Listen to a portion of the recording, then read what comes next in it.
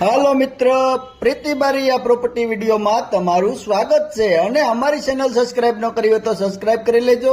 બાજુમાં ઓલ ઘંટીનું બેલ છે, દબાવી ઓલ ક્લિક કરી લેજો, જેથી આવા નવા વિડીયો તમને પ્રોપર્ટીના અને આવા સુંદર મજાના ડુંગરના, કાચા રોડ રસ્તાના, મંદિરના, ફરવાલાયક સ્થળના વિડીયા તમને જોવા મળી શકે. આજે અમે એવી જગ્યાએ ગાડીઓ લઈને આવ્યા છે કે ત્યાં કોઈ માણસ તો નહીં પણ કોઈ વસ્તુ જોવા ન મળે એવી જગ્યાએ. ખાલી એમને મજાથી આવ્યા છે.